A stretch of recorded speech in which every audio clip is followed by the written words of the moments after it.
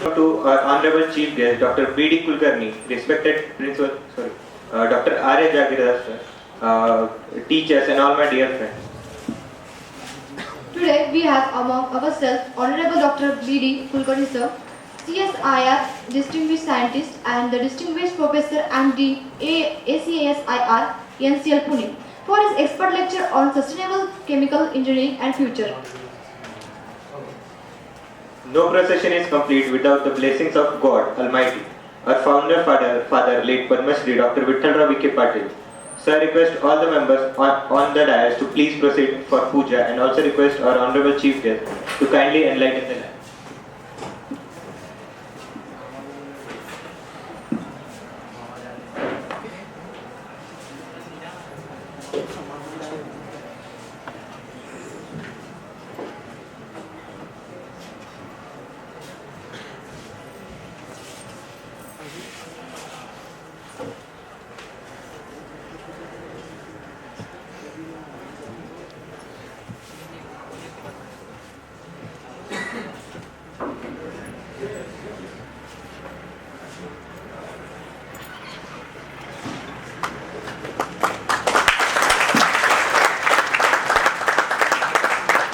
Thank you, sir.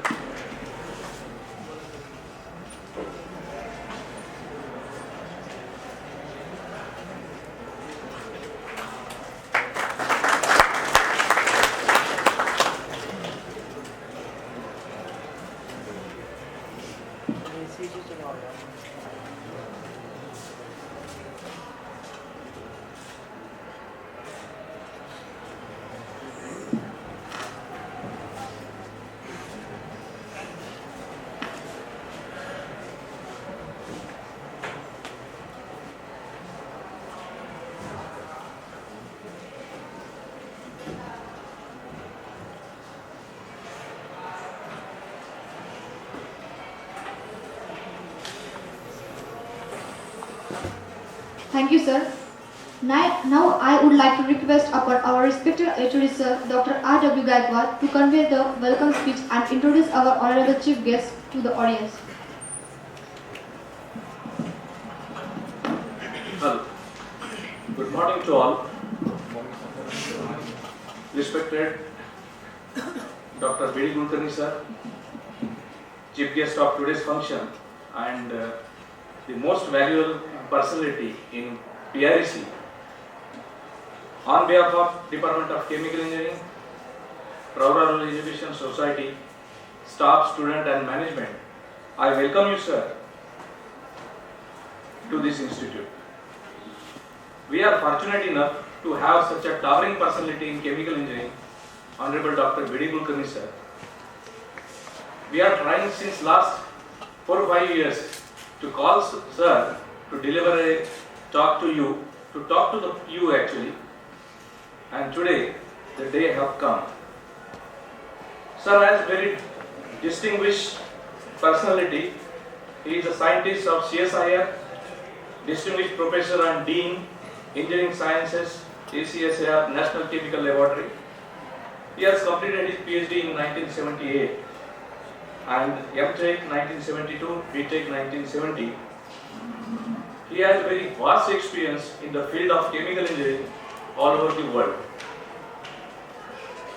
He received many honors and awards.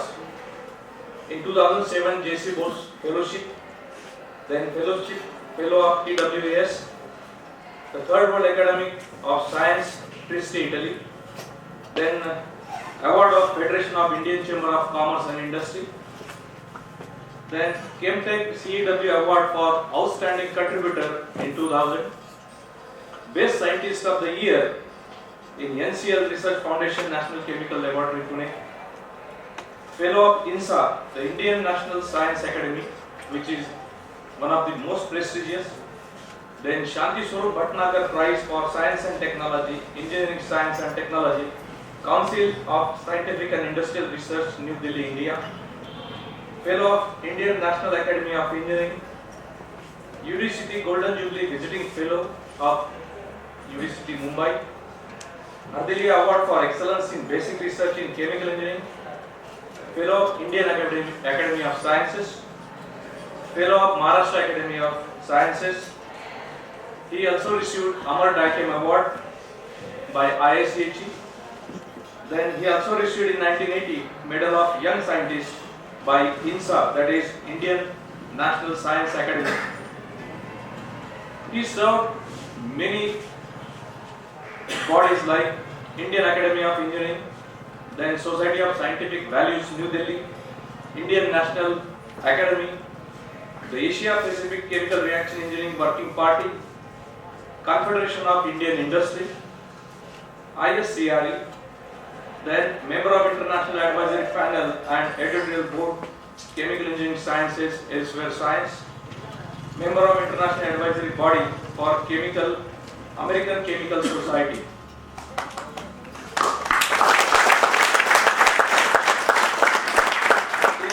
The other nominations are, in 2007, nominated as one of the directors on the board of directors at Hindustan Organic Chemicals Limited, Mumbai. Nominated as HOCL non-official independent director, Hindustan Fluorocarbons Limited, Hyderabad. Nominated as a member of Research Advisory Council at NTPC, New Delhi. Board of Director of High Tech Biosciences, Pune. Member SSC MOPNG at MOPNG. Nominated as a member of Research Advisory Council, NTPC, New Delhi.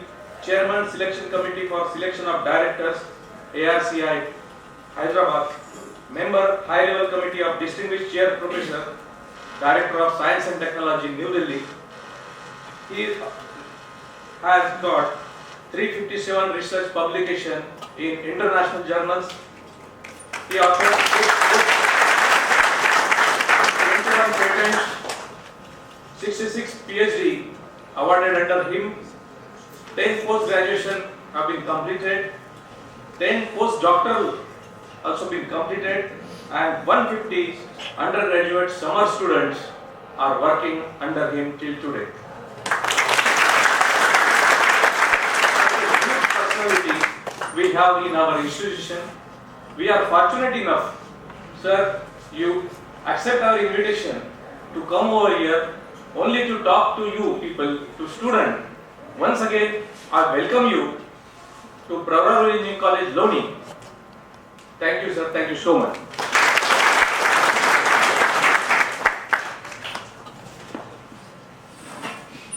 Now I would call upon our respected HOD sir, Dr. R.W. Gaikwad, to kindly felicitate Dr. B.D. Kulkarni sir.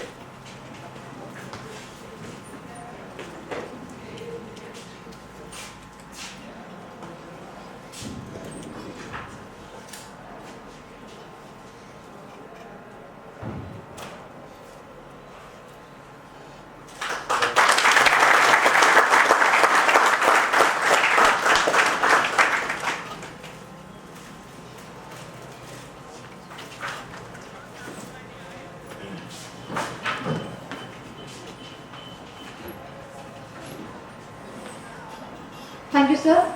Moving forward, I request Dr. B.D. Kulkarni, sir, to please present his information lecture.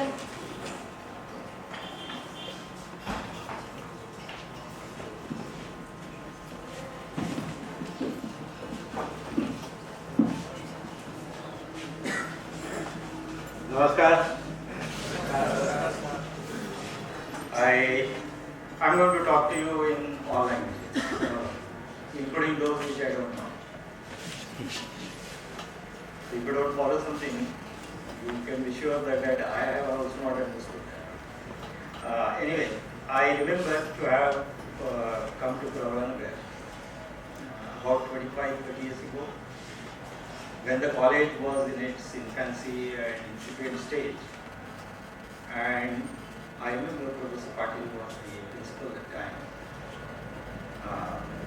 I came to inaugurate the chapter of the Institution of Chemical Engineers. If my memory is good,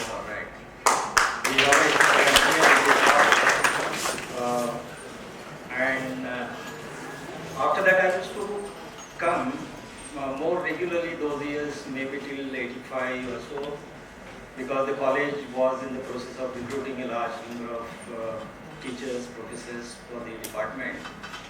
And many of those professors whom I remember have recruited during the early years, today I have retired and have placed somewhere around. That's what I was just talking to the principal, and he was telling me that many of these people are now retired now. There was a period in between 85 till about 2015 when I also got going extremely busy with number of assignments on my in my lab. And so despite the fact that I always wanted to come to Pravaranagar, I could make it that often. Post 2015, I am also a retired person now, superannuated. Although I continue to work at NCL as a INSA senior scientist, and therefore I am available at NCL. But then the workload is reduced, it is practically nothing. I am kind of a relatively free person and spend most of my time talking to the youngsters, talking to the scientists at NCL or anyone. I follow an open door policy where anyone can walk into my room without any appointment, without anything. Just sit across the table and talk to me about whatever subjects that.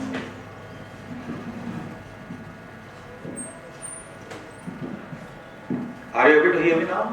Yes. Yeah, okay. So I'm kind of an available person and spend most of my time talking to different people. They come from colleges around, they come from within NCL. We have about 1,000 youngsters. About 500, 600 of them are engaged in doing PhD programs, and another 400-500 are working as project assistants on several programs and projects. So many of the times it happens that I am busy throughout the day because somebody else or the other one want to come and talk to me. The policy that I declared post 2015 is that anyone is free to come and talk to me with the condition that whatever results that come out of our discussions, ideas, please do not give me any credit for that. If you agree for that, then you come and talk. Because I don't want my name on any of the papers that you write. I don't want my name on the patents that you write. I don't want any credit. If it is agreeable to you, then you please come and talk. Now tell me, what do you do when you have crossed 500 publications in international journals of very high standing and repute? What difference would it make to me if I add one more to that? That's number one. Number two is that my role as a mentor in NCL now is such that I don't want the scientific community which is guiding the student to feel little uncomfortable when a bigger name gets associated with the idea, with the thing. So the student will be unhappy or will be uncomfortable in coming and meeting me because his guide would feel that why are you going to him? Because then once the ideas come from him, then we have to, and then it gets diluted. So to avoid any such kind of things, I declared it upfront in the community around that most of the people can come and talk to me for any, and then as a result, the kind of influx that I have in my room from the students is extremely large. I'm very happy about it because it gives me immense pleasure to talk to the younger people, to see how their ideas grow. And particularly in the context of the current situation in India, where a very large number of our population is under 35. I think it would make immense sense that there should be someone around them as a mentor who upfront has declared that I don't want any credits of anything that happens out of the discussions that we take place, it's all yours. So it is keeping me busy, which is what is the most important aim and objective. Well, today when I agreed to come to Pravaranagar, I do not have any topic in mind to talk to you people. If you have something that you would want to hear from me, come on, tell me that you would like to hear on these things. I would try and incorporate it during the so-called lecture. It's an open house, informal chat with you all students, and I would encourage participation from the audience in form of asking questions, because that would probably make it more clearer, and therefore we would be having, and I have no time limit. I can speak to you for an hour, I can speak to you for 1.5 hours, I can speak to you for half an hour and close, and then you can start discussion. I have no problems with any of it. There is no topic that I suggested. I said that I want to talk to the chemical engineering students and give them a perspective as if we are traveling in an aircraft, and I want you to see the ground below, how Pravaranagar is located, where is Sangamner, where is Ahmednagar, how the roads are connected. So I want to give you an overview of how chemical engineering has evolved over a period of time, so that you get a better perspective about your own profession. Now, why I thought I would talk to you about this is because of the simple reason is that particularly chemical engineering students, I have found it through wide experience now for last 20 years that I am in touch with them, is that most of the chemical engineers, the definition as is given quite often, there are two definitions given. One is contradicting the other. The first definition is that a chemical engineer is a person who talks about chemistry when he meets engineers and talks about engineering when he meets chemists. When two chemical engineers meet together, they talk about philosophy. That's not a very good definition. But indeed, you would find that chemical engineering students are confused in their mind about the very basis of their own profession, because as they come and join chemical engineering and begin to learn it for quite some time, until they come to the 3rd year, 4th year stage, they don't know why they are doing what they are doing.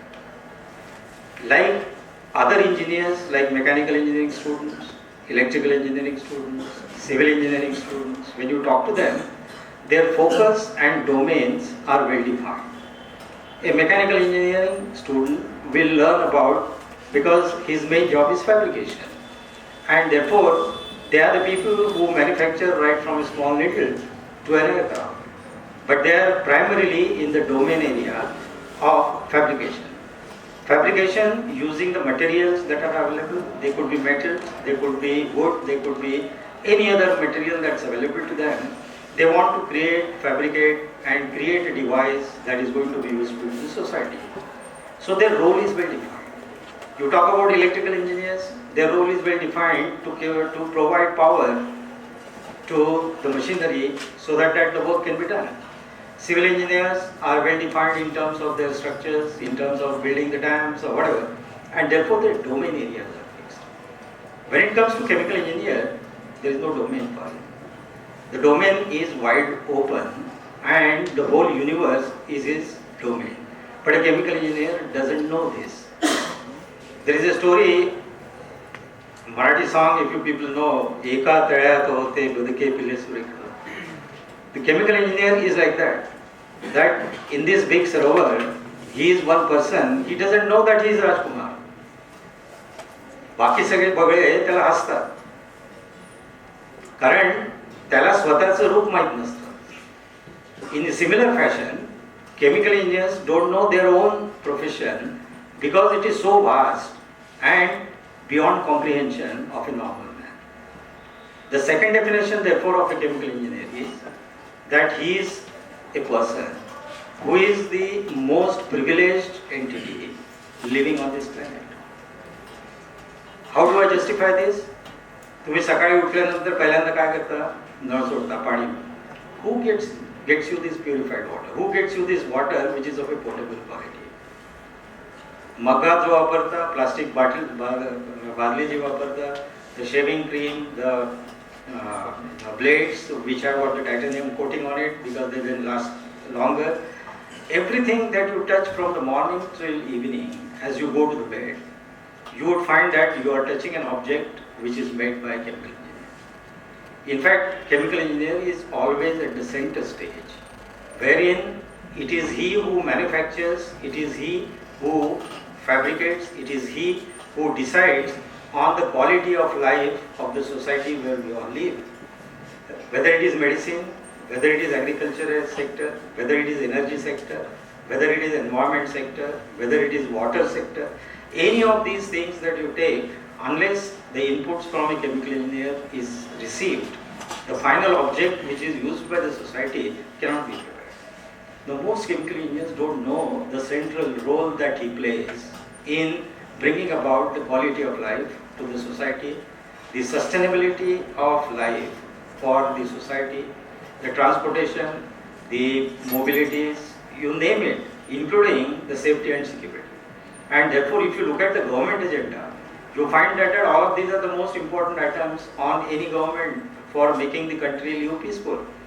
The most contributions and the most significant contributions to all of these areas with which a human life is concerned are actually touched by a chemical engineer in one way or the other. The central role of chemical engineering, therefore, in the society is extremely large. But unlike the other branches of engineering where the domains are well defined for them, the domains for chemical engineer are very wide, very wide, and therefore beyond the comprehension of a youngster as he comes and joins the profession. It's only as he grows and becomes matured in the professional areas where he wants to work, he begins to realize the importance of chemical engineering in the everyday life, in the society around, and the role and the central role that he can play in uplifting the life of the poor people, in bringing the quality of life to the society, in everything and anything that otherwise we would do. I think that this was the first searchlight that I want to throw on chemical engineering students, that don't undermine yourself, don't underestimate yourself. Although there can be a background wherein you feel uncomfortable because you don't know why you are learning all that what you are learning. As you grow older and as you begin to solve the real world life problem, you will realize that the central role that a chemical engineer plays is extremely important. Today the world is facing tremendous problems. The problems are sustainability, because that was, I think, inadvertently given as a title. Sustainability issues are becoming extremely important. The only person who can solve the sustainability issue, maybe it's dealing with climate change, maybe it is dealing with scarcity, raw material scarcity, maybe it is dealing with energy crisis, maybe it is dealing with water crisis. The only people who can come forward and finally solve this problem, not just for the local society around, but for the world at large, you would find that the role of a chemical engineer is going to be extremely crucial. It's only he who can provide solutions to these complex problems which are evolved as a result of the society interaction with each other. I will come and touch upon some of the issues dealing with the sustainability problems. They are wicked problems. They are not the kind of problems that you can define in the form of a statement. The solutions to climate change can be good or bad. It cannot be right and wrong. Engineers are taught methodologies to provide solutions that are right or wrong. For example, that the carbon dioxide levels in the atmosphere are rising. They are going beyond limits. And people are saying that unless you take care, the earth temperature would go up by 2 degrees. And in the Paris Convention that took place in last year, October 2015, I think, it was all agreed. India was also a signatory to 190 countries who participated. That we are all agreed that we would reduce the emissions to 30% of our 2005 GDP. We agreed that we would create additional carbon dioxide sources for absorbing by increasing the green cover. All of those kind of things are given. Now, who will take care of the carbon dioxide? It's only absorption or adsorption or transformation of this carbon dioxide into something called valuable chemicals, which is a perfect domain for chemical engineers. You talk about energy crisis, you talk about water crisis, you would find that the central problems which are to be addressed in each one of these themes are the domains, the real domains of where a chemical engineer can work and contribute. In England, in 1950, for example, to take care of the carbon dioxide problem, they decided that all government vehicles that will run only on diesel and not on petrol. Because petrol will give the sea carbon number being more, will give more amount of carbon dioxide and therefore would enhance the temperature rise of the Earth planet quite significantly. Now 50 years down the line, they observed that while the carbon dioxide levels over England have been low, relatively low, because although we share the borders on the land, I think we share the same atmosphere everywhere. So what is there in England today may come over to some other country next day. And therefore, since we share the common atmosphere, I think people have to be worried about this. Now they observe that while the carbon dioxide ppm levels have gone down or have not gone up as much as what they would have if they were to use petrol, they observe that the NOx concentration has gone up. Now what it means is that using petrol-based car was a temporary solution valid for 50 years. It's a sustainability issue. It's a problem which is Vikhe. It doesn't have right or wrong solution. It has only good or bad solution. And therefore, it was a good solution that time, but 50 years down the line, the solution turned out to be bad. Sustainability problems have this particular issue with them. That not only they are good or bad, I think there is no trial and error solution possible. There is no upfront measure that you can define to say that this is going to be the solution. The perspective with which you approach the problem decides the nature of the solution. Something that is good for the rest of the world may not be good for me. And a situation like that is emerging in the IT sector, for example, wherein using artificial intelligence, where chemical engineers also contribute, they have come up with a design for a robot which will do all the job of the human mind, including thinking, and he will learn by mistakes, whereas we human beings don't learn by mistakes. If I am driving the car and because of some error, the accident has occurred, a robot will learn from that accident that in such a situation, this is what he should not do. Whereas the human people that error keeps recurring time and again, and we don't learn from our experiences as much as what that mechanical machine will learn. A time will come when probably there won't be any need for the human beings around. But it is good for the Western society because they don't have young people. They don't have enough population. In a country like India, although it may mean an advancement of science and technology, so that things are done more precisely and in a manner practically errorless, this is not a good solution for me.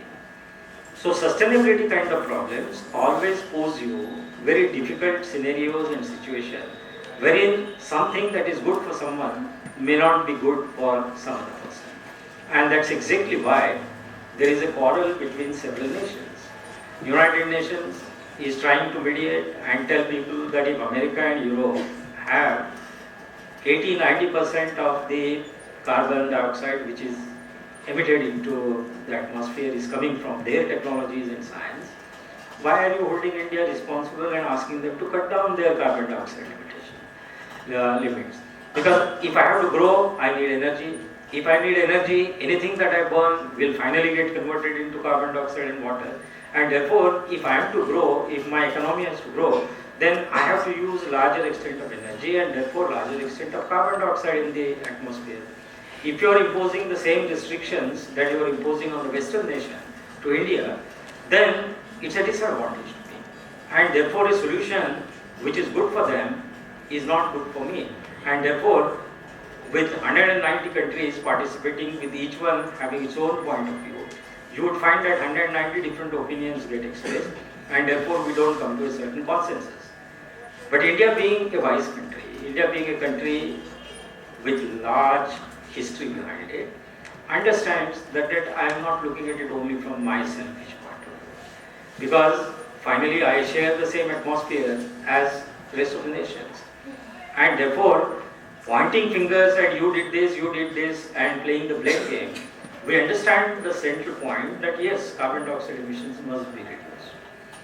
And we would try and make our best, we put our best foot forward to ensure that we would stick within the limits.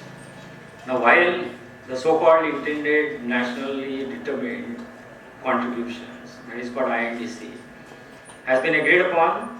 The government has gone forthright in committing itself to all of those things which are within the realm of the United Nations. The question is, how are we going to do it? How am I going to reduce carbon dioxide emission? How am I going to make sure that there is enough water available to the societies that are there without creating environmental, ecological imbalances and social disturbances? But we have done that. We have done that on the basis of you all young people who would come up with innovative thinking, innovative ideas, new inventions, and will contribute towards the nationally determined goal in a very substantial way. In an indirect way, the government has put pressures particularly on engineering students, particularly on chemical engineering students, because the subject matter that we are going to deal with in the next 10 years, to make sure that we don't exceed the limits that are given to us, will all be provided as solutions by the chemical engineers of this country. And therefore, the role that chemical engineers has to play is extremely critical. And I think that unless we tell our students what are the challenges that they have to live up to in the next decade as they come out of their colleges, we need to initiate them. I think that here is a point where I will digress again.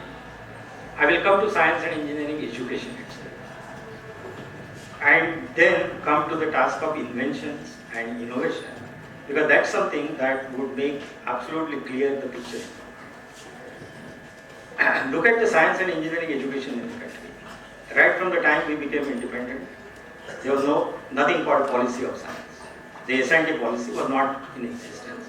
It came into being only in 1958 for the first time, wherein it was agreed that those people who are brainy, who want to do science, I think that they are little different people.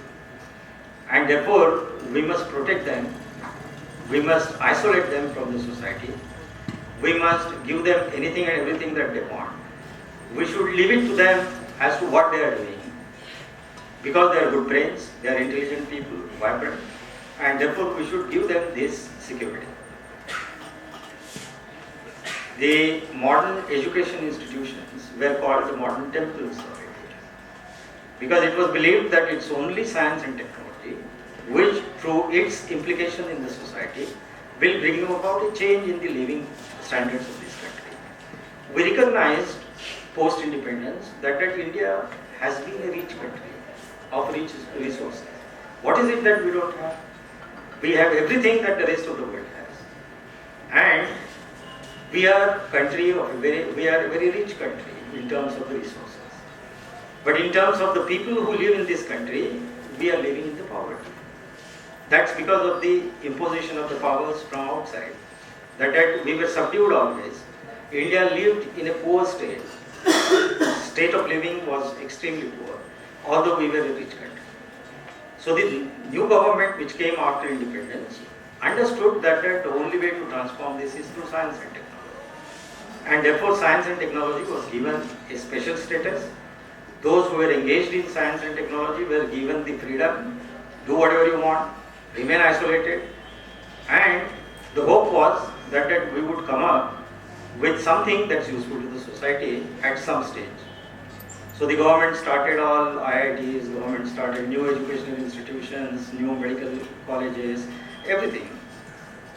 In 58, when the policy was formed, for the first time we recognized that S&T has a very central role to play in the development of the society. Post 10 years, when a relook was taken, we observed that science and technology has given me 3 products, including engineering. One very vibrant class of people, students, who were so bright that they got better opportunities and they started looking for greener pasture elsewhere. Most of these people have left the country.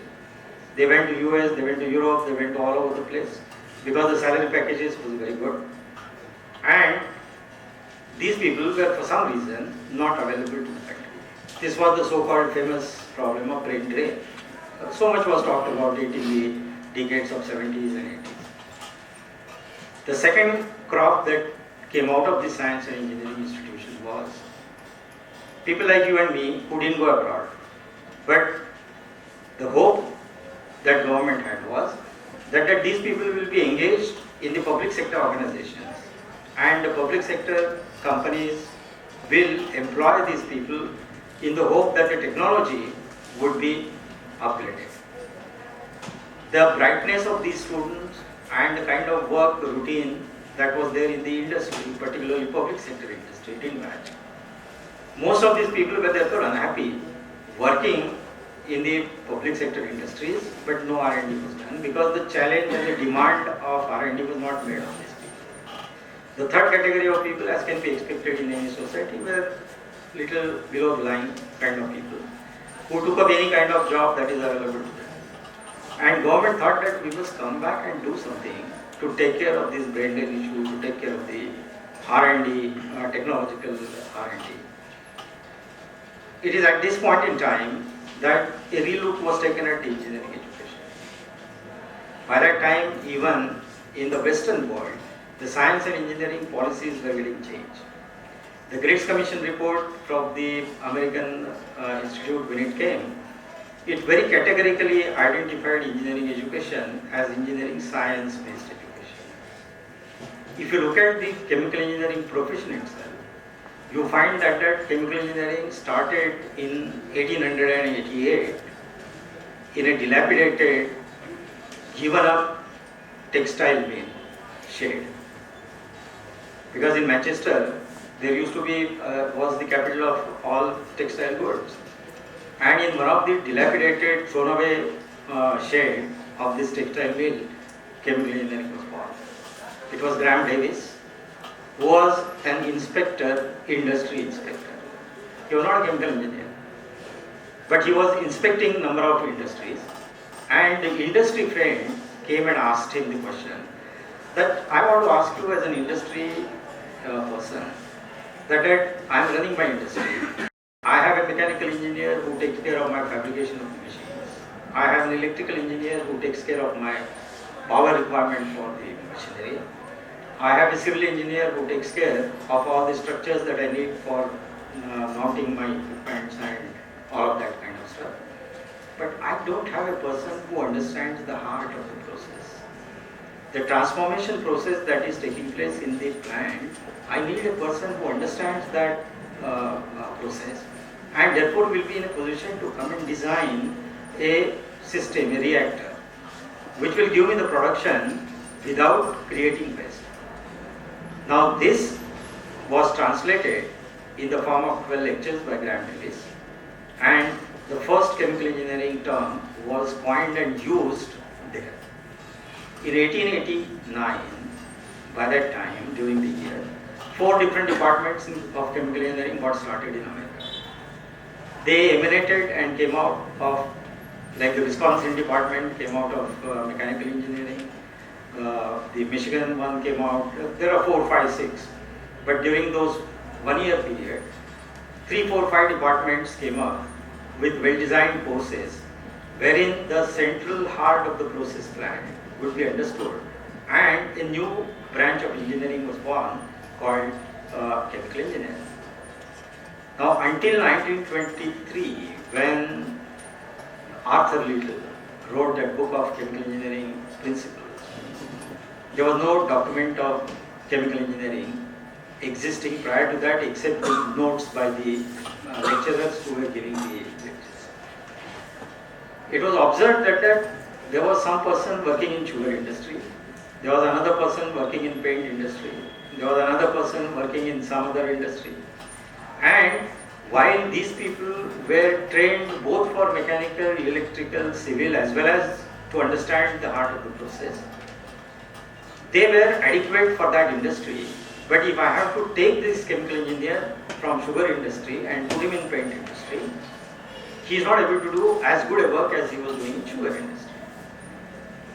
But then the kind of operations that these fellows carry out, maybe it is crushing, maybe it is grinding, maybe it is distilling, maybe it is extracting, maybe whatever it is, the unit operations seem to remain the same.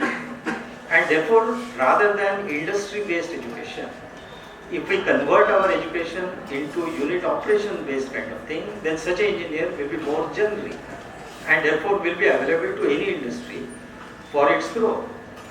That's how the first paradigm of chemical engineering was born.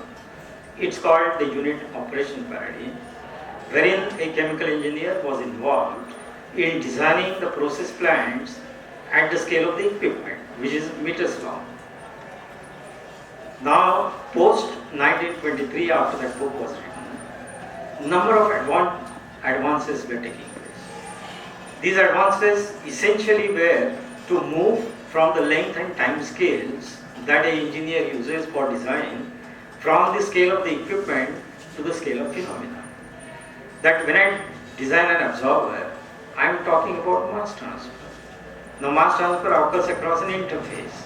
It occurs at a macroscopic length and time scale, which is of the order of few millimeters, few seconds, and not at the order of the equipment.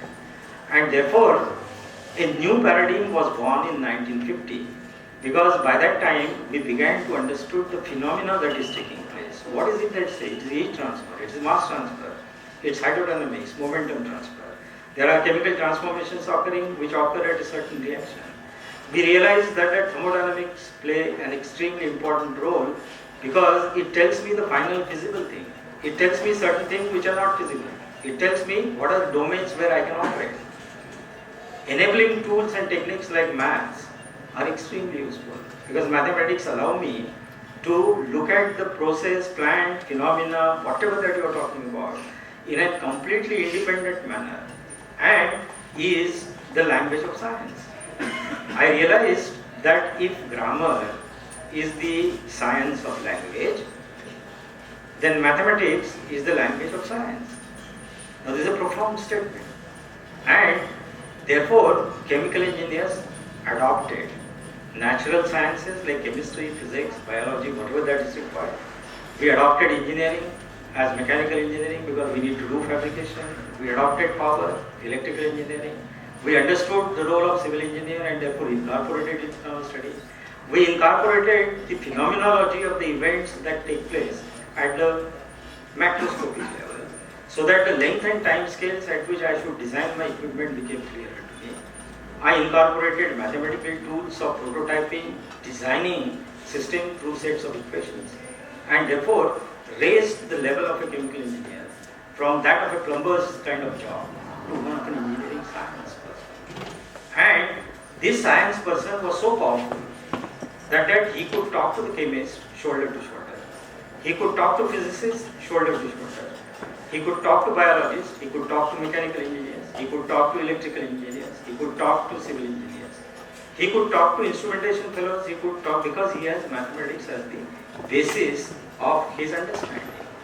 And therefore became all-powerful person now available at the center stage. Post 1950, the marvelous development that took place is phenomenal. If you look at the raw materials, for example, post 19th century, in the early 19th century, it was all from the bio-based raw materials, like soda ash. Why has that name ash comes? From where does it come? It was the marine biological plants which grow all around, which have got large amount of salt in it. Now literally this plant was burned to create the ash. It was dissolved to remove that ash and was reprecipitated as what is called as the soda ash because it had detergent properties. So the first soda ash plant came from biological sources. If you look at until 1950, even all colors and dyes were made from biomaterial. The material that the color that you use during Holi, for example, is all derived from plants. So plant was a basis, a raw material for making number of different products that the society needed. And it was chemical engineer who was transforming these bio raw materials into useful material for the society. But post 1930, coal began to emerge as an extremely important raw material. And till 1960, when petroleum completely displaced coal, all the chemical processes and plants were based on coal as raw material.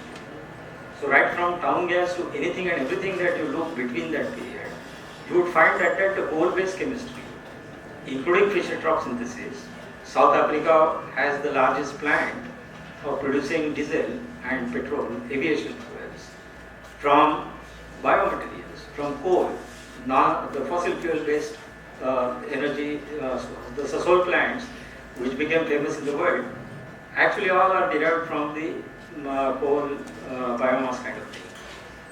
Post 1960, petroleum was displacing everything, including coal.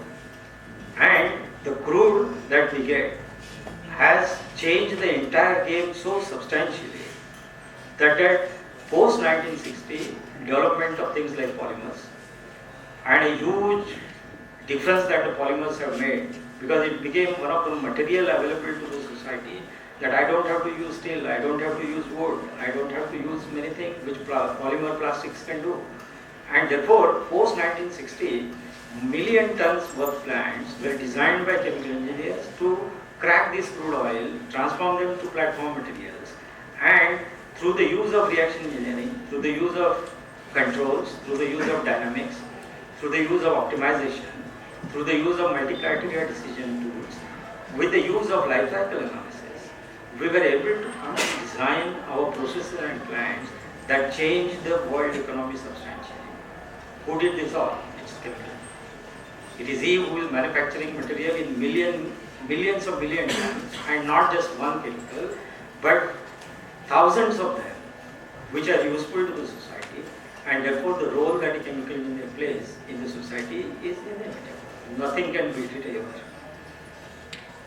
Coming to the third category, the phenomenology based designs that chemical engineers did post 1950 till almost 1980-90. We came to a stage where, given the raw material and given the product that you want to make, in less than 2.5 years time, I can construct a full scale plant. Because Aspen-like tools were available to me, process flow sheeting could be done, process scheduling, anything and everything that you want now could be done at such fast pace, imposing thermodynamic limits, designing controls, designing optimizers, everything was done, and in less than 2.5 years time, a process plant can be built.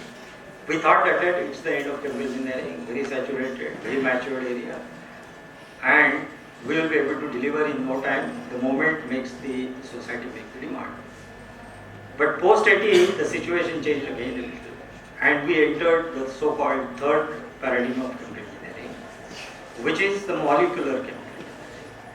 Now, when it came to pharma industries, where the drug molecule has to be very specific, it's a very complex entity in structure, but by making a small change in that structure somewhere, if I can generate a new molecule that's going to be a savior for major diseases like maybe TB, maybe anything that you name, then I need molecular engineering.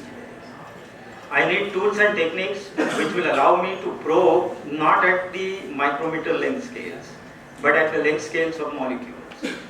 And the density functional theories, you name it, chemical engineers acquired all that knowledge for the molecular chemical engineering, and new functional materials, adsorbents, catalysts, pharma products like drug molecules, or any other specific molecule which has special attributes required.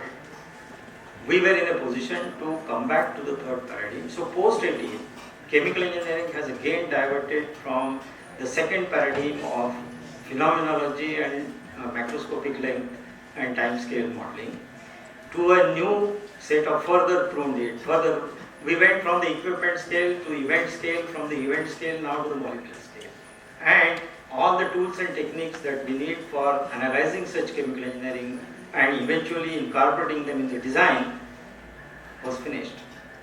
When, during the last 2 to 3 decades, while we have acquired all these tools at different length and time scales, we are thrown back onto the scale of the planet because of the sustainability problems. Now, chemical engineers are today working in the paradigm of sustainability, wherein while they have to simultaneously take care of the events that occur at molecule level, integrate them to macroscopic length and time scale, integrate the whole thing to the scale of the equipment, and as if that is not enough now, I have to go beyond the scale of the equipment to take care of the planet. A typical chemical engineer, given the factory, was limited to his inlet door where all the raw materials come and outlet doors where all his products go out. He didn't bother about from where the raw material comes. As long as he makes a demand, pays for it, the raw material is delivered at his doorstep. The products are picked up from the factory outlet. They go into the market, he makes money.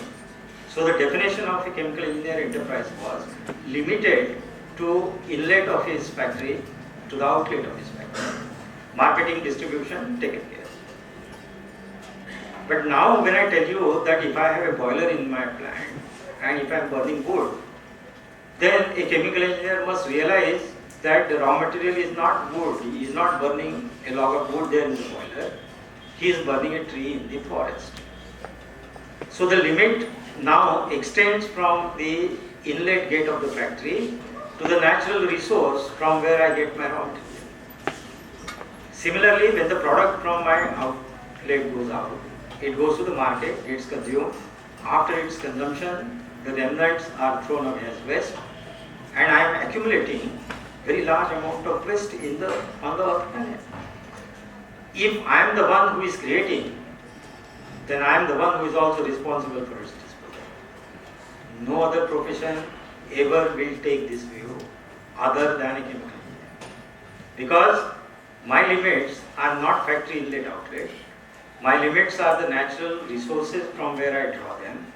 Finally, to those natural resources which I return to the Mother Earth planet to make sure that its composition, its health remains intact.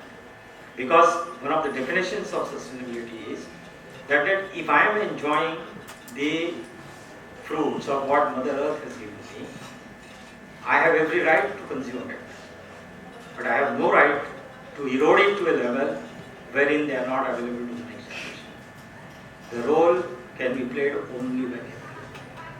Therefore, whole system analysis, multi-criteria decision analysis, multi-objective optimizations, extending the limits of my factory and the realm of my profession beyond designing only within the inlet outlet of the factory, I have now to create designs which will incorporate beyond the factory limits the natural resources from where I draw it, finally to the waste that I return to the motherland, so that everything is conserved. Therefore, the objective of chemical engineering profession is from end to end. The whole planet is my home. I cannot destroy it. I, as a chemical engineer, if is using the resources that are available on this planet for my use, I have every right to use it for the society. But I have no right to consume and erode it to a level where they will not be available to the next generation. So the profound objective of the profession then gets defined and very well placed. We are moving into this fourth realm of chemical engineering, where while designing, I want my engineering students to incorporate the thinking of sustainability in their design and not design it just for the enterprise inlet outlet. To maximize the property of the entrepreneur is no more the single objective. Maximizing conversions of raw material is an objective. Green chemistry, green engineering, process intensifications, multi-objective optimizations, criteria decision analysis, all of these have to therefore become a part of my profession so that I can serve this Mother Earth planet better. I think I will stop here and allow you people to raise questions and feel free to raise anything that comes to your mind. Thank you for it.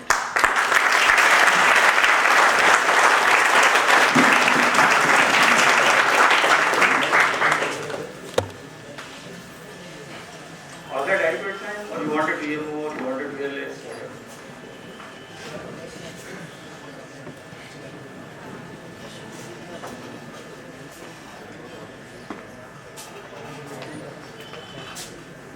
Sir, in construction of road,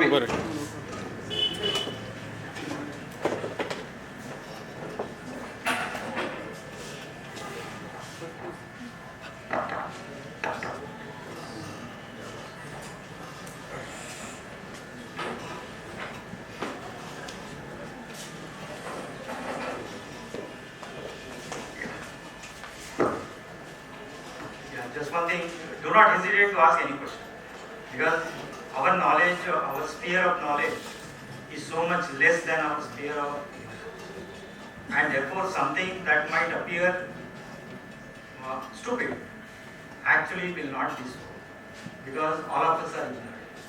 One thing in common that we share with each other is the extent of our ignorance, and therefore do not feel hesitated, do not have any hesitation about asking any questions. Just feel free. I may not be able to answer all the questions, but I will try and at least give a perspective to the question that you have. so in construction of road, we use plastic waste.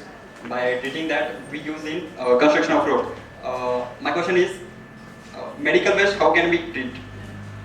I think currently medical waste is treated using the plasma reactors. Primarily, in treating medical waste, the main problem is the contaminant. And we cannot afford the contaminants to grow into the society where it can cause a lot of damage. And therefore, complete destruction of medical waste is essential. I think today they are coming up with a number of different technologies, but then the plasma-based reactor technologies are more common. These days, even handheld plasma torches are available. Thank you, sir.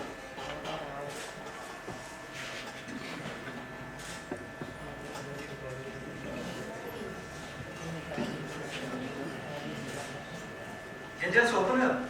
This is an informal talk. As I told you that, yeah.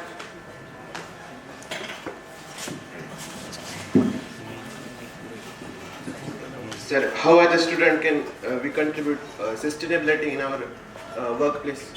No, I didn't understand the question. How as a student can we contribute towards sustainability in our workplace? I think the first thing is to change the mindset. What I told you today is not what I generally talk to you today is not the mindset of chemical engineering. Therefore, we need to change the mindset. What does a chemical engineer do? He comes and designs. He designs a process plant for large scale manufacturing. Now, while designing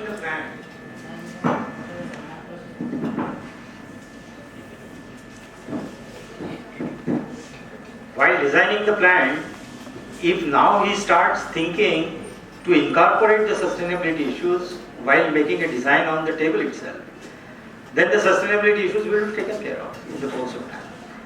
I think I did tell you about the difference between invention and innovation, and it's particularly important for the younger people now. One needs to understand very clearly the nexus of science, engineering and technology. Now, in the common parlance and layman, these words are used interchangeably without understanding the specific role that each one of these science, engineering and technology plays in the society. Now, science is all about understanding the fundamental laws of nature. We want to undermine the mechanisms through which certain things happen. We want to understand and develop a fundamental knowledge about the nature itself. Now, science doesn't care beyond that. It will come and tell you that if I take 100 gallons of water from sea, I can extract 1 milligram of gold out of that. But then, that's not the domain of engineer. The engineer wouldn't agree for this because he will incorporate also the engineering designs in it and say that well, if that 1 milligram of gold is going to cost me 10 times more than what's available in the market, why would I put up a plant? So there is a practical angle when an engineer sees it. But science doesn't worry about it. It wants to undermine the fundamental laws of nature. It wants to understand the underlying mechanisms and is largely curiosity driven. Engineering, on the other hand, wants to make use of the science discoveries and convert them into something large scale manufacturing which the society would use. I'll give an example. That at the electric bulb, for example. Now Thomas Alva Edison is credited for the bulb, and now he was not the first person to pass current over wire and generate the light. The science of this was all known around that time. What he did was that he usefully converted this knowledge of science. So he designed a glass bulb around it, creating an environment. He put nitrogen in it so that the oxidation of the film will not occur. Because prior to that, while that wire will emit light, it will get oxidized simultaneously and therefore will break. Now, all of these practical difficulties were overcome, and he created a bulb which is a convenience to the society, and therefore society is willing to pay for. Nobody is willing to pay for science. It's curiosity driven, it's a hobby. And therefore, except for government, Rajashraya asल्याशिवाय science चालू शकत नाही. Because it's only curiosity driven. But engineering, we convert the invention, discovery, through innovation, into a practically usable gadget which the society would use. Engineering therefore does a very useful thing of converting inventions and discoveries into innovations. Innovations by themselves may not be very original. They may be based on the science discoveries like electric bulb I told. Or Ford was not the first person to put the vehicles on move. Alex Bell was not the first person who passed sound over wires to create telecommunication. The facts in basic sciences were already known and well established. But these people converted the basic fundamental knowledge that was generated in science through engineering skills to gadgets and equipments that the society needs and is willing to pay for. So there is a difference between invention, discovery on one hand, and innovation on the other. Now innovation therefore being not very original, but are based on some original observations. So science comes up with all kinds of new discoveries, like buckyballs, the structure of carbon, which actually won the Nobel Prize. But when you look at buckyball itself and its application into the society, you find that it's almost a useless material. I mean, during our times when we were children, when a child is born at home, they will take a chimney and burn some well-defined oil with a small flame and cover that flame with a glass plate.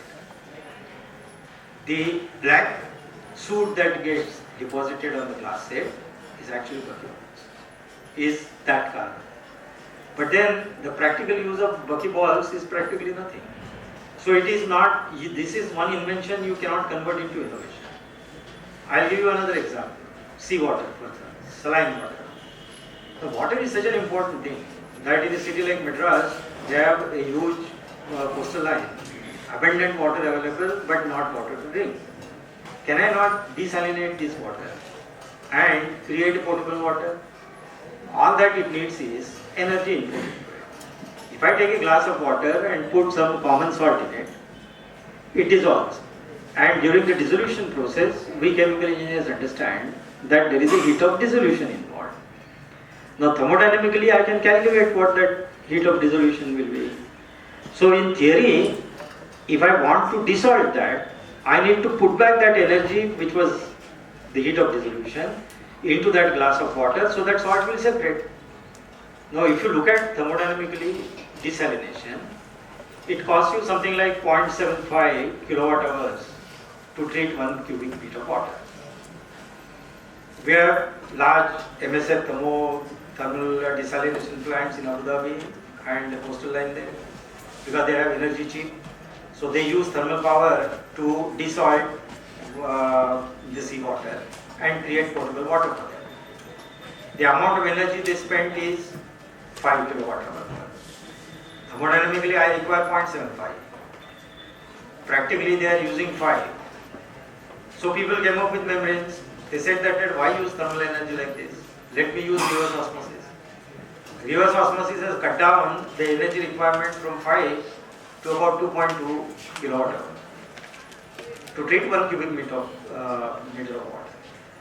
Now, if you analyze as a chemical engineer that 2.2, you find that at about 1.3, 1.4 kilowatt hours of energy actually is required for other than separation process, like pumping the water through the pipeline, to work up the friction, to have the pipeline neatly networked and connected. So what it means is that for separation purpose I am using about 0.8 to 0.9 kilowatt hours. Rest is all used for mechanical operation. Now I cannot do anything there. As and when efficiencies of those units will improve, it's fine. Otherwise, from a chemical engineering point of view, I have come to 0.8, 0.9 and thermodynamic limit is 0.75. So if someone comes to me saying that I want to design a membrane that is thinner, tougher, whatever, and will therefore require further less energy, I'll say that yes, okay, I agree with you from principle. But economically, will it make sense? We are already at 80-90% thermodynamic efficiency. Now, by doing this extra innovation and spending time, effort, money, the return on your investment is going to be very small. So, while you might do whatever you want, from an innovation angle, this is not a good example to innovate. So, innovation is emerging out as an extremely new area, and particularly for the younger people, wherein innovation is what we are talking about. In the 2013 document of the government on S&T policy, for the first time they have introduced this word innovation. Because until now it was all science and technology and all that it encompasses. We were saying that should be a part of our S&T policy so that we improve, we improvise, we bring up our poverty lines, all of that. Actually, innovation is a completely different dimension than invention. And I want my younger people today not so much in the invention and discovery area. Yes, they are extremely vibrant, very powerful. But then 90% of my younger brain power, I want to be utilizing it for the innovation and come out with something that is scientifically correct, technologically correct, useful to the society in an economical, environmental and social context, so that society gets. And this doesn't require me to do very, very high science. There are already existing science, like this water example I told you. That everything is known, thermodynamics is known to us for last several years, membranes have been prepared. So if someone comes to me and says, I want to develop a new membrane that can separate water and salt, I tell him that, young friend, don't do that. There is nothing that you will get into. Now if you analyze in the same context, all the problems that the world is working over for the last decade, you find that all of those problems are useless problems and we should not spend any money, time, efforts in doing anything of them. What are those problems? I think I began with starch and wanted to convert it into ethanol. It is the most stupid thing to do. Starch is such a wonderful molecule that I can do so many other things with it. Why am I creating that ethanol? A very low energy efficient fuel. Also, in doing so, I was consuming natural gas, petrol, diesel in the form of energy inputs. Now, do you think that it makes sense to degrade high-level energy into low-level energy like ethanol? It doesn't make any sense at all to an engineer. It doesn't require very high, bright science. You can use your common sense and say that it's not possible. So the first generation biofuel program is out. Also, government would not have allowed you to use eatable material to get converted into energy like sector. Then we moved from first generation fuel to lignocellulose. Here it's a waste, we burn as fodder, we use it as cattle feeder fodder. Lignocellulosic ethanol is a gone case. It's not economically viable. I don't know why people don't understand such simple things. Say, lignocellulosic material, bagasse for example, cane sugar crushes it all around, throws away that bagasse, burns it in the boiler. If I have to convert that bagasse into liquid fuel, one, the energy density of this material is very low. I mean, per ton of that material when I burn, the amount of energy that I get is very low. Number two, the density of that material is also very low. So if I have to carry 1 truck load of bagasse, it may come to 4 tons, 5 tons.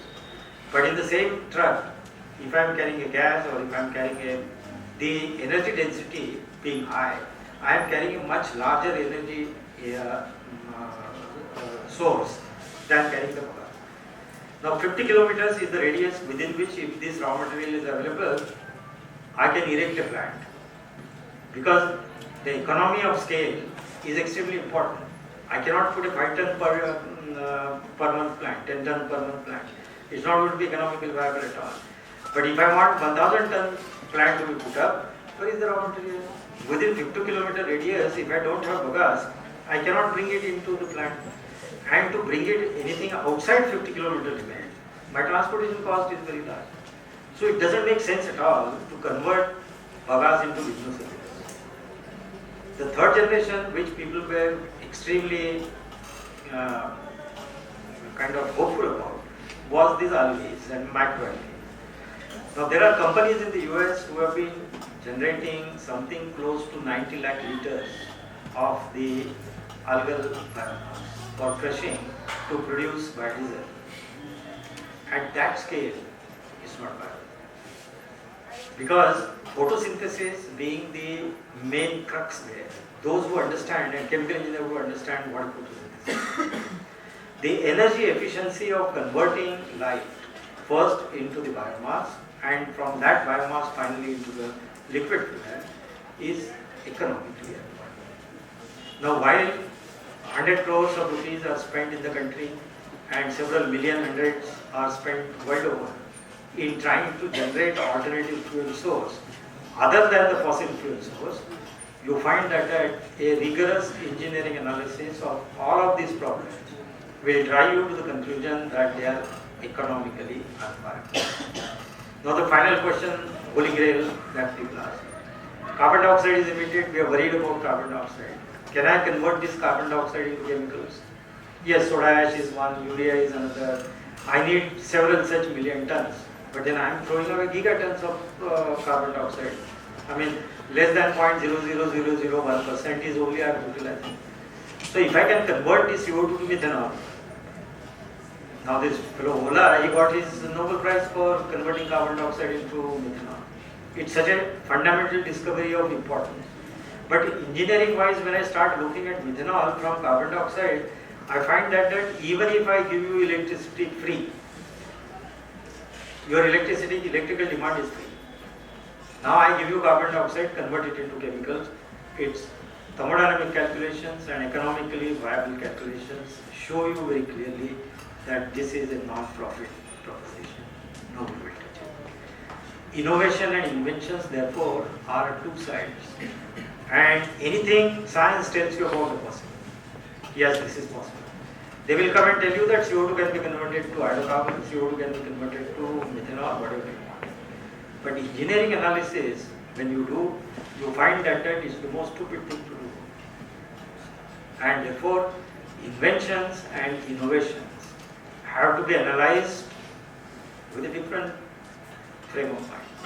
And while I may seem to paint a little bleaker picture on the problems that the current state world people are working on, I will tell you 100%, because as a true chemical engineer who understands thermodynamics, who understands economics, who understands the environment, who understands ecology, I will tell you that these are infeasible processes.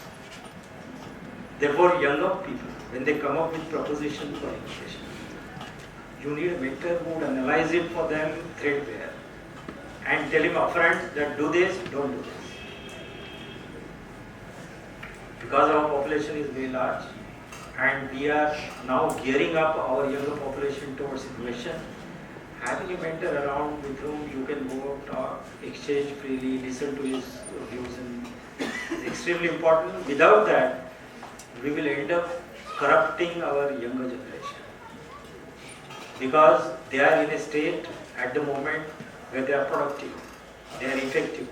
If I consume their time in efforts which are not going to lead to anything, not only those people will get condemned, but nothing will be accomplished. So we have to be extremely sensitive on the younger generation and the innovations that they want to bring.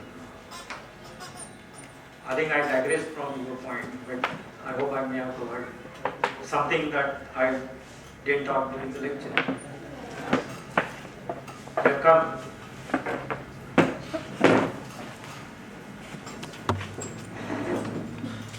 Say one time, if water is full totally, then is that possible to remove water at the middle and house? I don't follow the question.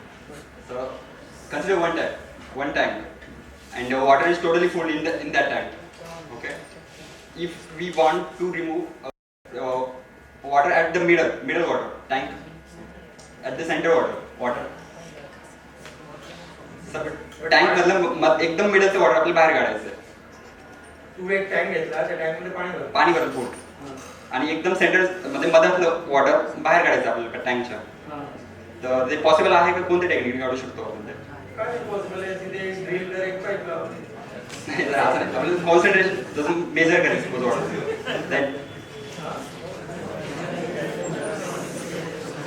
आपण techniques ना आपण सहज हाताने पण ते काढू शकतो. But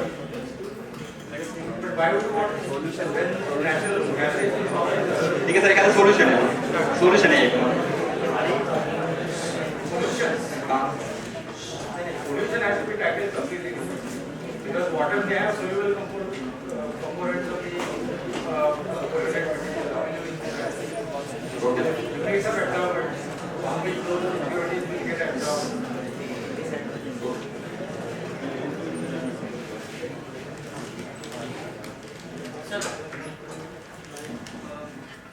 Sir, whenever we talk about sustainable development, basically like common में ऐसा जनरल में बात करें तो वर्ल्ड में एक ही चीज़ है कि we work on the products, कि हम लोग ने इलेक्ट्रिक कार बना ली, इलेक्ट्रिक बाइक बना लिया या फिर कुछ और. Sir why don't we work on processes? We work on processes. Eco friendly, like not exactly जो यार सोलर एनर्जी हम लोग नहीं बोलेंगे सर. यार तुम ठीक से सुना होगा तो मैं वही तो बात कर रहा था आपसे कि sustainable development has to be a part of chemical engineering design. So unless I am introduced to sustainable development, chemical engineers will not incorporate it in their design strategy. तो वो तो करना है हमें. Exactly, हमें वो करना है, but are we doing it appropriately? No, we are not doing anything about it at the moment. World over, people have now risen to this fact, particularly during the last decade or so. In fact, there is nothing called sustainability engineering. I have introduced sustainability engineering as a coursework for chemical engineer for the first time almost in the world. दुनिया भर में कोई नहीं करता है जो हमने यहाँ किया है. अभी now it is about a year that course is running. We are developing that course for chemical engineers so that my chemical engineers will be now better trained for sustainable design. So sir, you have been saying कि हम लोग को thinking बदलना चाहिए. Sir if at all हम लोग अगर जैसे अभी हम लोग यहाँ पर जितने भी हैं, अगर हम लोग अपने तरफ से कुछ अगर किसी का पॉइंट ऑफ व्यू चेंज करना है तो वो हम लोग कैसे कर सकते हैं? बस एक दो there are I think the best way to bring about a change is to do things and let people realise the importance of what you have done. That's a indirect silent way of bringing about a change. दूसरा change उस बात से हो सकता है wherein some authoritative person comes and directs and tells you the pros and cons of making a change. Now Narendra Modi ji इतना चिल्ला के कह रहे हैं, लेकिन माइंडसेट चेंज हुआ क्या? This is a problem with the so it takes its own time. The best way is in a silent way. We are not political people. In a very silent way, we should bring about a change in the society. One thing that we noticed is that the society accepts anything that is useful to them without questioning.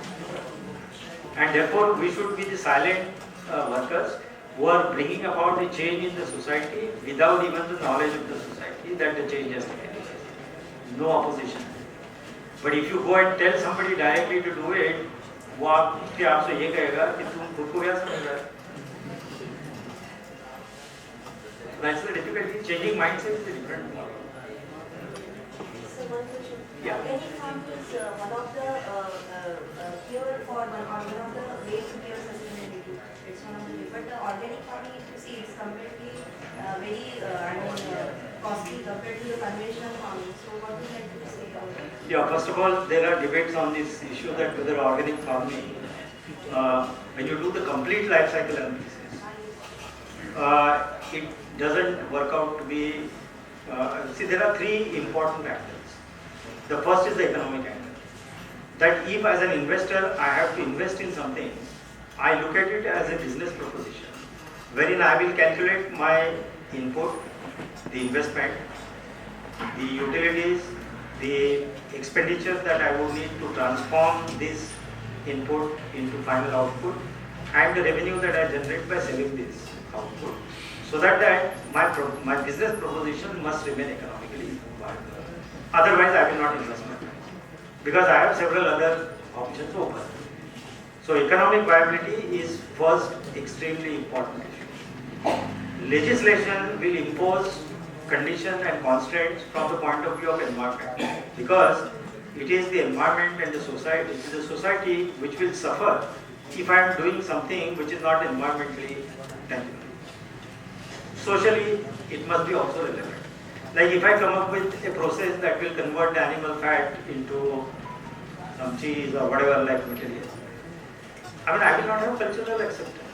That I have developed a process which is economically viable, I have developed a process and taken care of the environment, but society will not accept it culturally, because 90% of our society is not non-veg. They are vegetarian people and they don't want to change to non-veg. And therefore such a product will be unacceptable.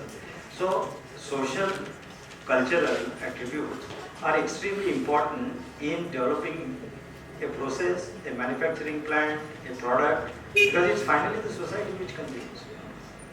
Now organic farming, I am hearing different views on it. That besides the cost, because people are willing to pay premium if they are getting something in return. So people don't mind paying 15 rupees for buying a methi ka gaddi. If the normal is available at 10 rupees, they will say that it's okay, I'll pay 15.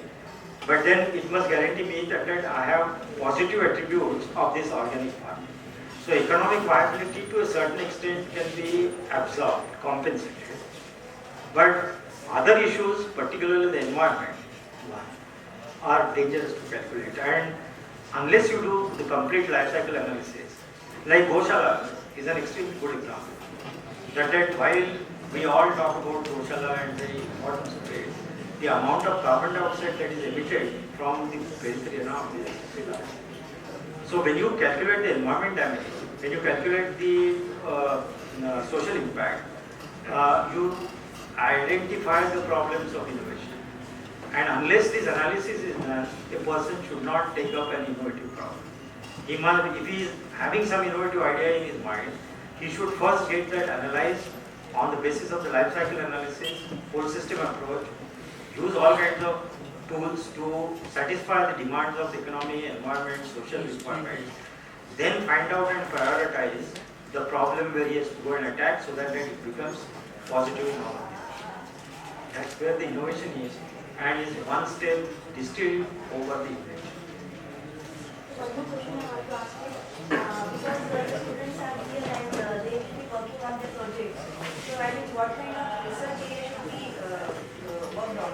Whether industrial research oriented or general research, would you like to I think at the institute level, at the college level, I don't see, I don't want to discriminate between one type or the other. But what I want to definitely impose on the department is that it bring about sustainability thinking during your course curriculum in chemical engineering, because that's going to be the order of the day in 10 years now. I mean, the government will not allow you to design a plant and operate it if environmental clearance is not there, if socially relevant issues are not taken care of. So things like pharma industry, the amount of medicines that we manufacture and actually used by patent, and the excesses. The doctor gives me a strip of 10 I use 2 tablets, 3 tablets, I start feeling better. I say, why medicate yourself more? I don't need it. So that strip is a waste. All of these strips end up on the dust, on the dumps somewhere. They are leached over a period of time during the rain, during the heat. They undergo all kinds of climatic variation, and are finally leached and are put into the aquatic sources, from where people pick up all kinds of diseases, disorders.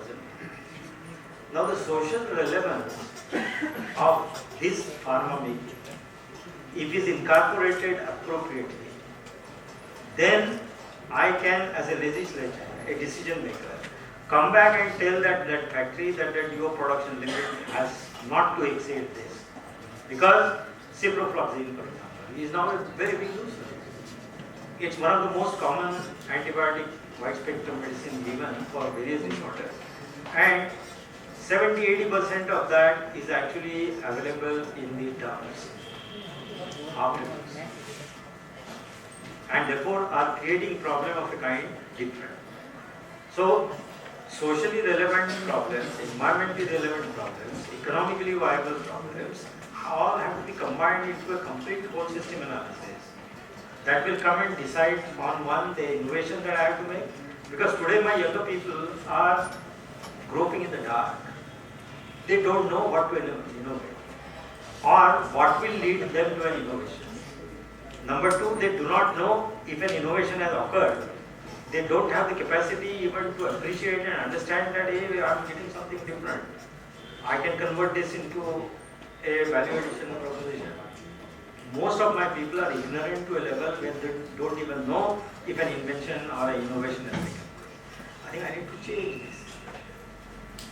If I have large population which is in the younger category, then the sensitivity of this problem is even more. And therefore, very intent efforts have to be made to transform this situation.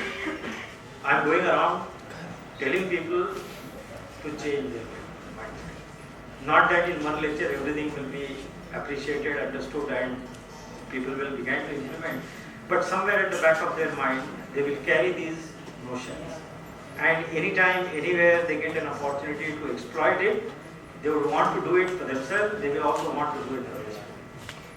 So we are making a beginning of a change. And in this particular aspect, we don't lag behind anyone.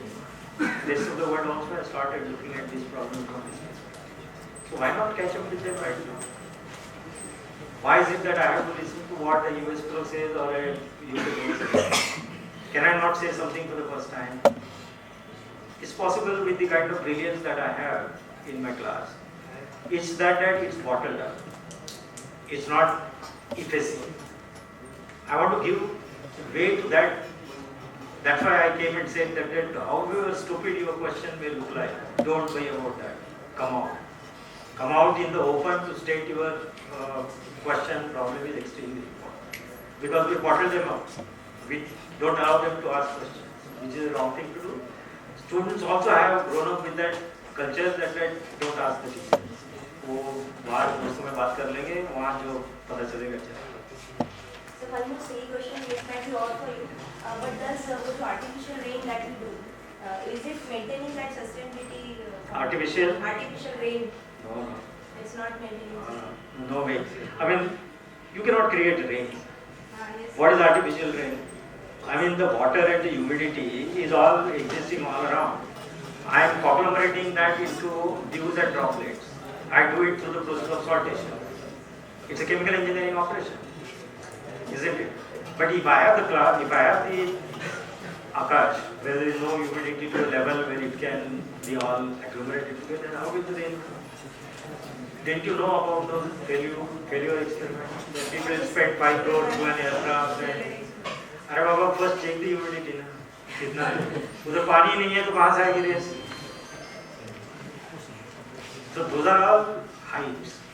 I think the problem today is that in science and engineering world we are living on hype. Like hydrogen economy, it's a very big hype. Today making hydrogen on board in the automobile cars is possible. Not that the technology is not there, but we cannot convert that to a hydrogen economy sheerly because of the fact that the insurance companies who insure your vehicle for any accidents and damages will be unwilling if you tell them that you have hydrogen on board.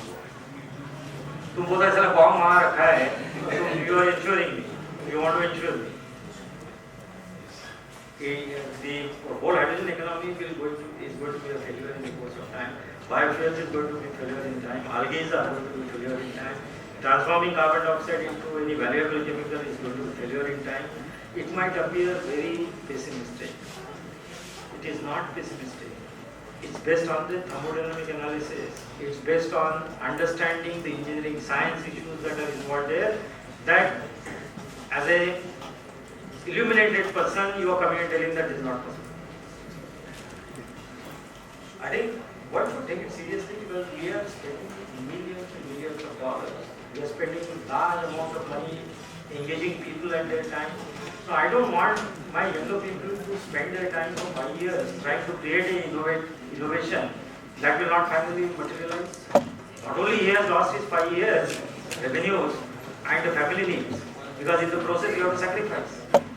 You are not employed anywhere and so you are spending money from your own pocket. And at the end of it, when you find that you are doomed, I mean the fellow actually goes down the line, he never comes up. Now how serious is this issue?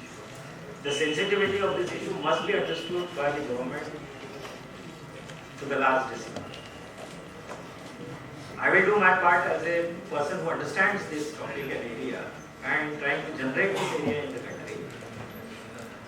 Wherever possible, I will extend that help with, as I declared upfront, no credits. I don't want to be credited for helping anyone. It's your luck, you are gone ahead and. Any other question? What industry want from new fresher engineer when they are taking? I think they are already declared you as unemployable. Many of the students have a distinction, but they are not selected. Now, one company is come for the campus interview, but many of the students are not selected. I think this is a fallacy and an unfortunate situation. I don't know whom to blame it. Is it the education tradition, way that we come up? I have no idea. But the fact is that there is a disparity between what we teach our students and what the industry needs now. Now, industry, when they employ you, many of these industry people come and tell me that sir, we spent years on these people, training them, reorienting them, hoping that they would be useful to us now, at least having spent 2 years in the company. And by that time, the fellow has gained enough experience that he is picked up by somebody. So I end up training people and not utilizing them for my own production, my own manufacturing. I think that this is a serious issue which must be seriously thought about, and a certain kind of a meeting between the engineering education institutions, the industry teams have to be posed together, intermittent, and made clear before. It's not so both industry as well as the educational institutions must come together, join hands, form a network, identify the problems that, and the faculty also then reorients itself to address those concerns and issues. At the moment, I realize that this is a serious problem. Sir, I have one more question. We are talking about CO2 emission. I have one idea that the vehicle which we are using, the silencer, inside the silencer, we form the adsorbent layer. So that will form what? Adsorbent layer. Adsorbent layer. So that we can reduce the amount of CO2 taken out from the silencer. I mean, while the idea seems good, it has to be threadbare analyzed. For example, what is the saturation carrying capacity of an adsorbent? It can be used or not. It's not high. And the amount of carbon dioxide that you emit in terms of moles in presence of other unburned material, carbon dioxide, hydrocarbons, nitrogen, the saturation, the kinetics of absorption of carbon dioxide, it's a multi-component absorption problem. That I have CO2 there, I have CO there, I have nitrogen there, I have unburned hydrocarbons. All of them will go and compete for the same site to go and occupy. Okay. Now 1 in 4, the carbon dioxide will get only 25% charge, unless your adsorbent is specific to carbon dioxide and non-specific to other materials. That's number 1. And therefore the absorption rates are very low. The speed at which the exhausts are thrown away, the residence time over that adsorbent is the time of absorption. If during that time carbon dioxide doesn't get absorbed, then it will still come out. Another is some barrier if we are put inside the silencer. Barrier means some barriers will. No, it will create a pressure drop. That pressure drop will get translated to the engine. The three-way catalysis that people are using, it has become commercially now visible, and there are several cartridges of the three-way catalysis in the exhaust pipe. They convert primarily carbon monoxide into carbon dioxide, because carbon monoxide is more dangerous. It's a highly reactive molecule, unlike carbon dioxide, which is a dead molecule. Because when the world will end, there would be two things on the Earth's surface. One is water and another is carbon dioxide. Because anything that we burn gets converted finally into carbon dioxide. In our metabolic system, living system, while raw materials are used as nutrients to generate materials, the energies that we need, final product of it is all in the form of carbon dioxide and water. And therefore, a very encouraging proposal is that if carbon dioxide and water are going to be the end product of every process that we otherwise conceive of, then why not begin with carbon dioxide and water and convert that into chemicals? Come to platform chemicals, from there you will make anything and everything. And people are working on it, but carbon dioxide is such a dead molecule that you can't do much with it. So while the idea is good, it has to be examined very carefully on engineering science.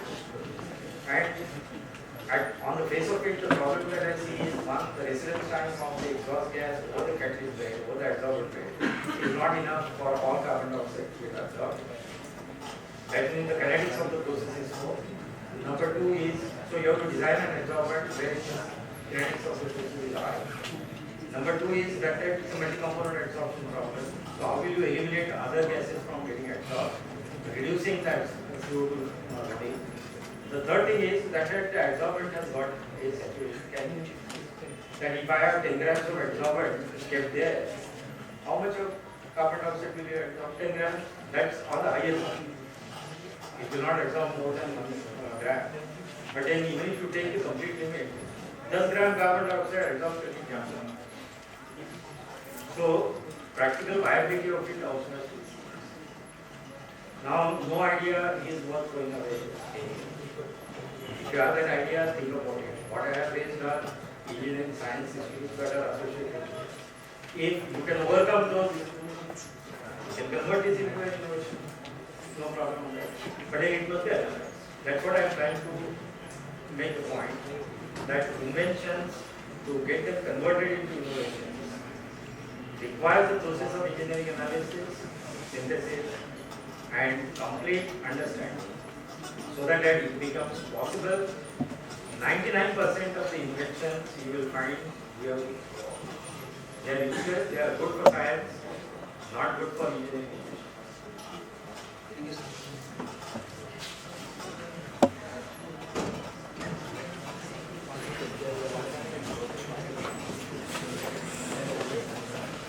Thank you, sir, for such an excellent expert lecture.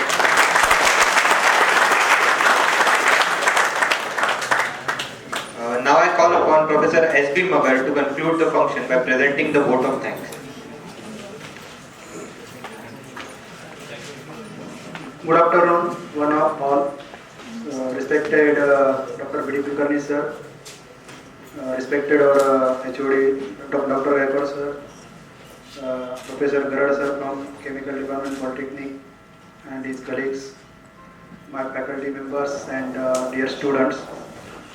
It gives me immense pleasure to give vote of thanks to all who supported directly and indirectly to success this event. So I take this occasion on behalf of Chemical Engineering Department at Pravara Rural Engineering College to give special thanks to Dr. Kulkarni sir to come over here and spend their time and given valuable information on chemical engineering. So I am going to say some word. So chemical engineering. So we are talking generally about role of the chemical engineering, but main role of the chemical engineering is that so we have to decrease the burden on the Indian nation economy. So for that purpose, we are going to see sustainable process, which sir has discussed with many examples. So that when method is sustainable, so there will be a reduction in pollutants, so impact on environment and whatever the human being effects, that will be reduced. And really, sir has given many of the examples, many of the process, how this green concepts should be developed in the industry. So I promise that, sir, our students will do work on this, and sir has also told that innovations and invention. So our students will forward with your discussion. So I thanks sir to given this lot of informations. So I will going to share something along with sir because of I am interested to share these things. So hand in hand we go together, hand in hand we sing along, side by side we face the music, win or lose we always sing a song, wave the flag, when keep it flying till the sun shines over the land. So when you are amongst with us, so I can proudly say that so our chemical engineering department is proud, lucky to interaction with NCL people. So we have always guidance from the NCL scientists so that our students get more benefits. So thank you sir for your valuable guidance. I take this occasion to thanks all of my faculty members, and especially for our HOD Gabbard sir, who is always taking efforts to arrange such eminent lectures and giving benefits to the students. I also thanks to Professor Garad sir, who is coming here to spend time and for this occasion. I lastly thanks to all our volunteers and our chemical engineering students. Thank you. So I will going to say one thing that for Dr. Vithalrao sir. So we are always attraction towards celebrity. So when celebrity is there, we are attracting towards him. But I am saying that so our celebrity, our chemical engineering celebrity is the Dr. Vithalrao sir.